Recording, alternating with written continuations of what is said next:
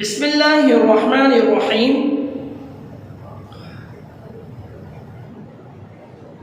دوران نماز اگر کسی آدمی کے زخم سے خون نکل آیا تو آیا وضو ٹوٹ گئی یا نہیں ٹوٹی؟ تو اس کی شکل یہ ہے کہ اگر کوئی آدمی نماز میں شامل ہے یا نماز میں شامل بھی نہیں ہے، وہ وضو کیے ہوئے ہے، باوضو ہے، لیکن اس کو جو چوٹ لگی ہوئی ہے وہ جو پٹی بندھی ہوئی ہے اس پٹی میں سے خون اتنا ہو گیا، اتنا زیادہ ہو گیا کہ پٹی سے باہر آ کر وہ خون جسم کے دوسرے حصے پر بہنا شروع ہو گیا، یعنی جہاں زخم تھا اس زخم سے چل کر بہہ کر جسم پر آنا شروع ہو گیا، یعنی وہ بہہ گیا۔ تو ایسی صورت میں وہ ناقض وضو مانا جائے گا، اب اس کی وضو ٹوٹ جائے گی۔ اگر نماز کی حالت میں ہے تو اس کو چاہیے کہ اگر اسے لگا کہ میرا خون پٹی سے نکل کر یا پٹی میں نہیں ہے، جب اس نے وضو کری تو زخم تھا اور زخم اس وقت میں پانی جب لگ رہا تھا تو خون نہیں بہہ رہا تھا، جب وضو کر لی اس نے جب بھی خون نہیں بہہ رہا تھا، اب وہ نماز کے اندر جب آ کر کھڑا ہوا تو نماز کے دوران میں اس کا وہ کوئی حصہ بھیجنے کی وجہ سے وہ خون نکل گیا، اور جب خون نکل گیا تو وہ خون بہتا ہوا جسم کے دوسرے حصے پر بھی بہنا شروع ہو گیا، تو اب وہ بہنے والا خون مانا جائے گا اور بہنے والے خون سے وضو ٹوٹ جاتا ہے۔ لیکن ہاں البتہ اگر پٹی سے خون ظاہر ہو رہا ہے کہ پٹی کے اندر خون ہے، باہر نہیں نکلا، اسی طریقے سے ہمارے جسم کے اوپر زخم کے اوپر خون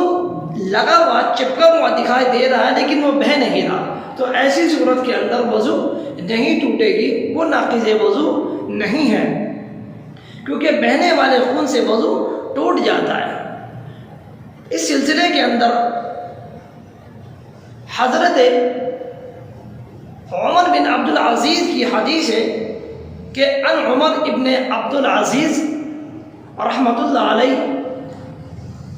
عن تمیم داری رضی اللہ تعالی عنہ قال قال رسول اللہ صلی اللہ علیہ وسلم الوضوء من کل دم سائل، اور حضور علیہ الصلوۃ والسلام نے فرمایا کہ ہر بہنے والے خون سے وضو ہے، یعنی ہر بہنے والا خون وضو کو توڑ دیتا ہے، یہ ناقض وضو ہے۔ تو لہذا اگر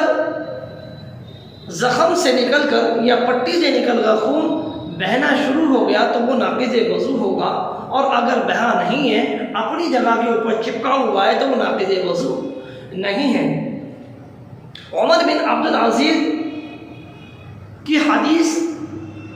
جو حوالے میں آئی ہے تو ان کے بارے میں بھی تھوڑی سی معلومات ہونی چاہیے۔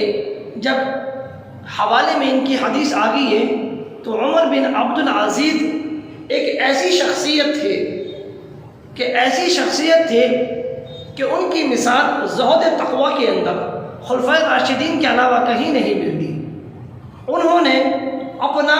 دور خلافت اس انداز میں گزارا ہے، اس طریقے سے گزارا ہے کہ ایسی مثال کہیں دوسری جگہ پر نہیں ملتی۔ جب کسی نے حضرت عمر بن عبد العزیز کی زوجہ سے معلوم کیا، ان کی بیوی سے معلوم کیا جو فاطمہ بنت عبد الملک تھی کہ آپ اپنے شوہر کے بارے میں کچھ احوال بیان کیجئے، اپنے شوہر کے بارے میں کچھ بتا دیجئے کہ آپ کے شوہر کس انداز میں زندگی گزارتے ہیں۔ یہ میں مختصر بتا رہا ہوں کہ جب ان کا نام سامنے آ گیا ہے تو ان کی اہلیہ نے بتایا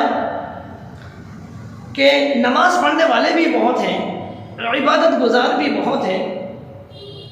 تہجد گزار بھی بہت ہیں، لیکن جس انداز میں جس طریقے سے میرے شوہر تہجد پڑھتے ہیں، جس طریقے سے میرے شوہر نماز ادا کرتے ہیں، اور جس طریقے سے اللہ سے میرے شوہر ڈرتے ہیں، ایسا ڈرنے والا انسان میں نے دوسرا نہیں دیکھا۔ فرماتی ہیں کہ ان کی حالت اور کنڈیشن یہ تھی کہ جب پورے دن کے معمول اپنے کام نمٹا کر آتے تھے جو ان کا معمول تھا، اور رات میں جب تہجد کا وقت آتا تو وہ مصلے پر جا کر اور رونے گڑ گڑانے لگتے تھے، مصلے پر جا کر رونے لگتے تھے،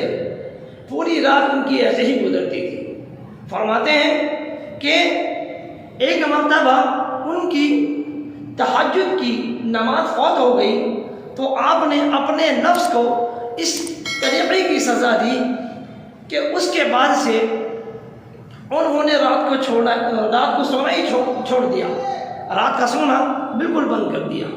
تو یہ اپنے نفس کو انہوں نے سزا دی کہ اس نفس نے مجھے رات کو سلائے رکھا اور تہجد کی نماز پر نہیں اٹھایا، تو یہ سزا دی کہ پوری رات ہی سونا بند کر دیا اور پوری رات ہی تہجد میں گزارنا شروع کر دی۔ معلوم ہوا کہ ان جیسی مثال دنیا میں خلفائے راشدین کے علاوہ کہیں نہیں ملتی۔ یہ ایسے زہد تقویٰ کے پیکر تھے، ایسے زہد و تقویٰ پر اللہ سے ڈرنے والے تھے۔ تو ہم کو بھی چاہیے کہ آن حضور علیہ السلام کے نقش قدم پر چلیں۔ آن حضور علیہ السلام نے جس طریقے سے زندگی گزارنے کا طریقہ بتایا، اسی طریقے سے اللہ سے ڈرنے والا بنے اور اللہ کے نبی سے محبت کرنے والا بنے۔ تو لہٰذا میں بتا رہا تھا کہ ناقض وضو وہی ہے کہ اگر خون اپنی جگہ سے نکل کر بہہ گیا تو وہ ناقض وضو ہے، اور اگر خون اپنی جگہ سے اور